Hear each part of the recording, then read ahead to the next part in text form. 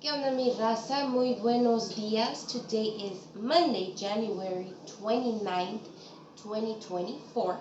And here I am bringing you guys another episode of Comadreando Aquí y con Café. Happy Monday.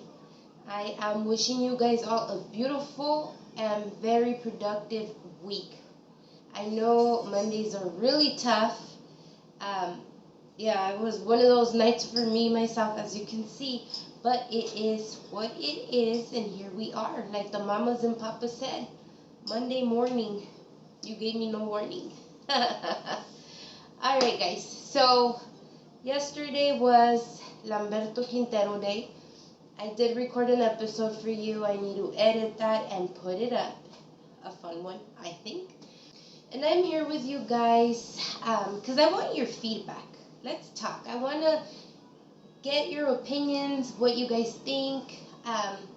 Let's get into the subject. Okay, you guys obviously know I am into the unexplained murders, that kind of stuff, cases, all the history, especially a lot of history, local history, even better. So I watch a lot of the shows on murders on TV and stuff. And every time there's a sentencing going on, I like to hear the victim impact statements, right? Like you want to hear what the family has to say about their loved ones. Sometimes it's the victim itself, if they live, to be able to, say what it is in their heart. So all this time I always hear everything directed to the offender, the defendant. You have made my this, you have made my that. So, yesterday we were watching a movie last night. It's called The Lovely Bones. If you have not watched it, please check it out. It is an older film. Mark Wahlberg's in there, he's a dad. And it's a really heartbreaking movie, I'm not going to spoil the whole thing, but some of it, a little girl goes missing. Her name's Susie Q, by the way, so that automatically had me, hooked on the video. Like, my daughter, as you guys know, Susie, last name Q, for reals. And, it's just one of those things that is a very serious problem that we do have present in the entire world, where children fall victims to predators, right? So, good thing about this story, the predator has karma or poetic justice, however you want to see it. But a lot of the times you don't get that.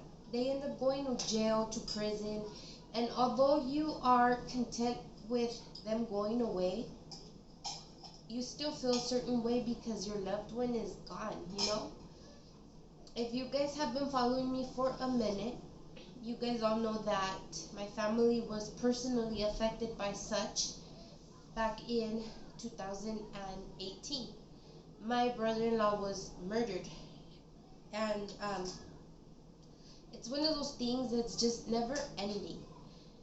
Just the process to get to actual court, to get a trial going, to get the jury in there, it is overwhelming. Let me tell you guys, they rolled around with this case for a long time. My in-laws were present. My husband, he has a very short fuse, so he did not want to be present during the whole trial, although he did go to the sentencing date. And this is why I'm bringing all this up, because the day of the sentencing, when the family was able to read the impact statement letter, the guy, the offender, he didn't want to be there. He got caught right after all this happened, and like I said, it was just one of those things that took literally forever to get attention and get into the courtroom. COVID was at its highest peak at that time, so that really delayed a bunch of everything that had to do with this case. So, it was just one of those unfortunate things that obviously happens. But going back to the sentencing date, he didn't want to hear what the family had to say. He chose to get up and leave. And I wasn't there. I was, I have my kids. I have to be home. But my husband was there, and he was really angry because it's like you need to hear what you have done to the family. I wrote a couple things here. That's why I have my book. Usually I don't like to be reading off of, my notes. But it's like you have literally damaged, broken everything that comes with a person's being, their life, their house, everything. I feel like you should sit there and you need to listen to what people need to tell you of how you impacted their life by your actions, which have led everybody to lose, because obviously you're up there getting sentenced. You're in trouble, you're busted. We're over here with our loss. So it's like, it's crazy to me that these impact statement letters, you don't have to be present and listen if you are the offender. Why? Why not? Why do you give them the right?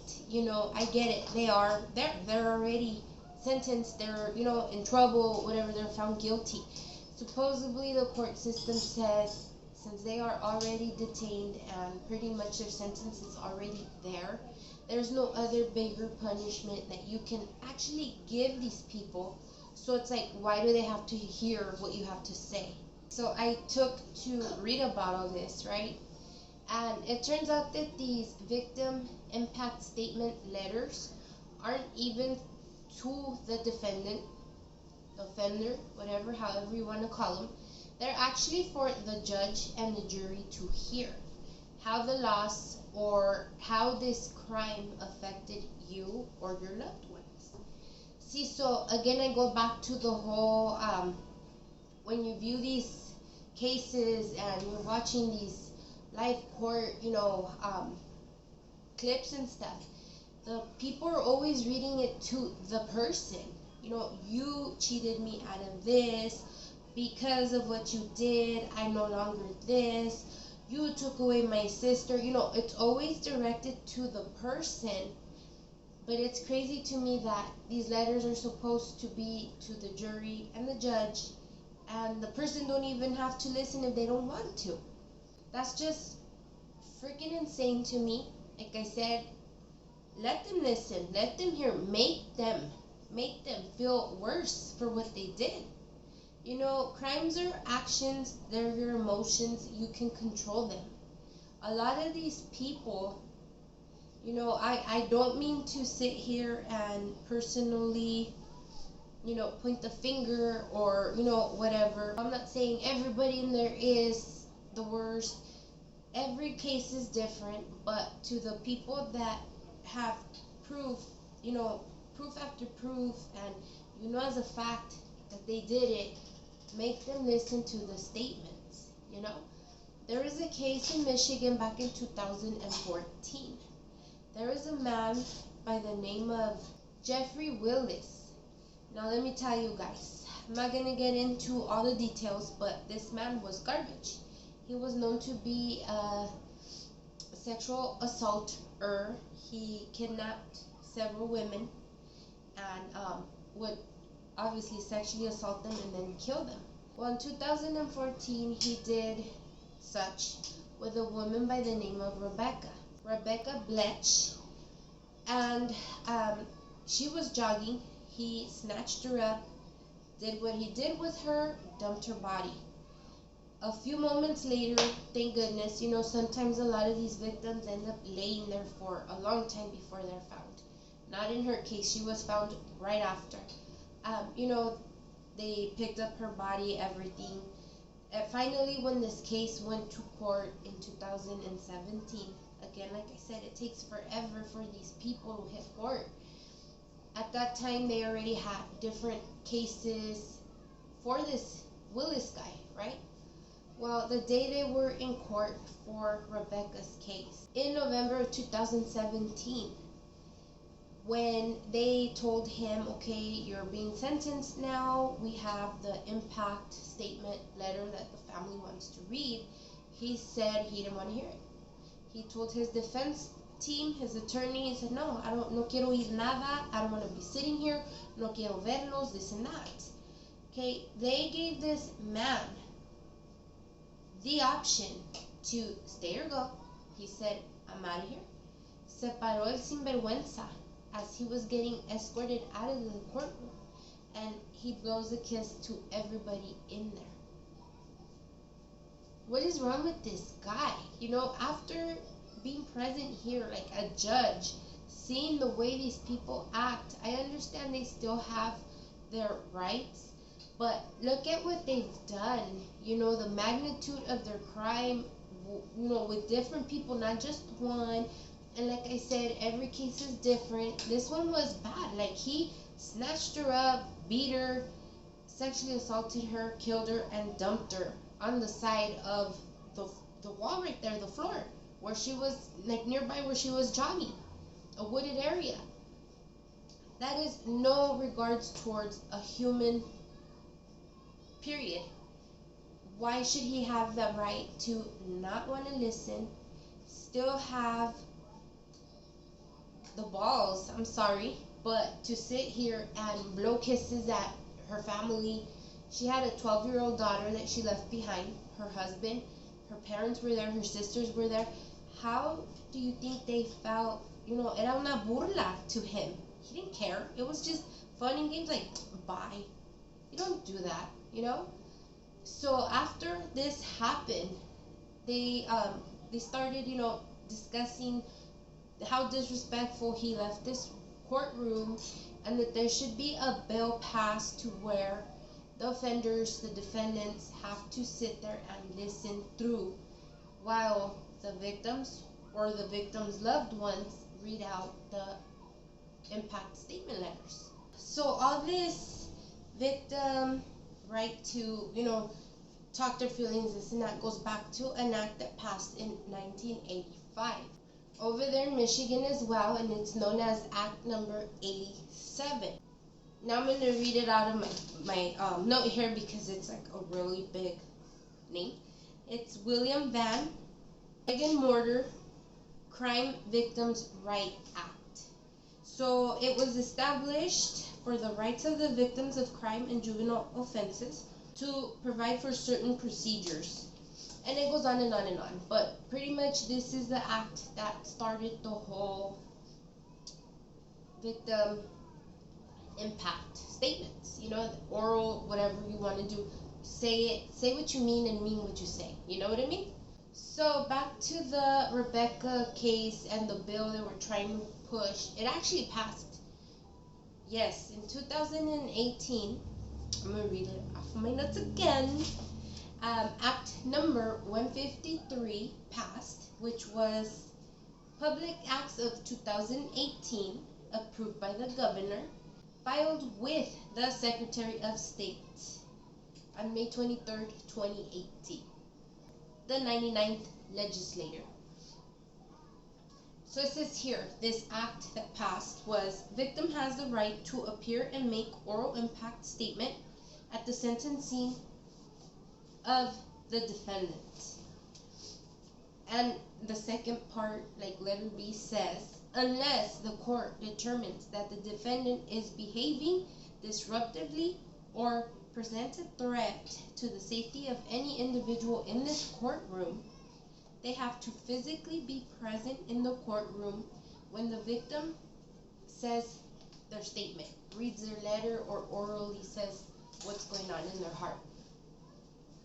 I agree with that. I love that. I think every state should pass this bill, not just in Michigan. Because once again, you want to let these people know how they have affected not only their own life, but your life as well. It is a way of healing. Personally, I think, in your heart, you let everything out to that person that obviously you're never going to see again, hopefully, and just let everybody else know as well, the trauma, the losses, every single thing you are going through.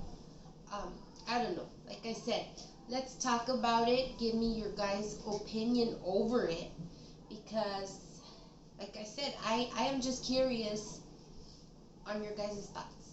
May you never have to go through this ever, because it is a horrible thing. It's something I don't wish on anybody, having to be in that courtroom, having to sit feet from the person that has done the biggest damage to your entire life. It's really, really hard. It is very hard. It is heartbreaking. And more so when it is you personally. So yeah, guys, that's what I have for you today.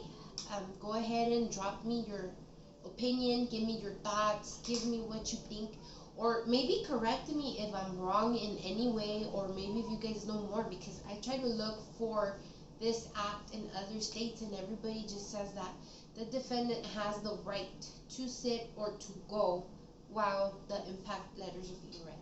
So like I said, I am always for criticism. I'm always for learning. So if you guys know something I do not know that I couldn't find, let me know, guys. Because this is a case that does touch home to me.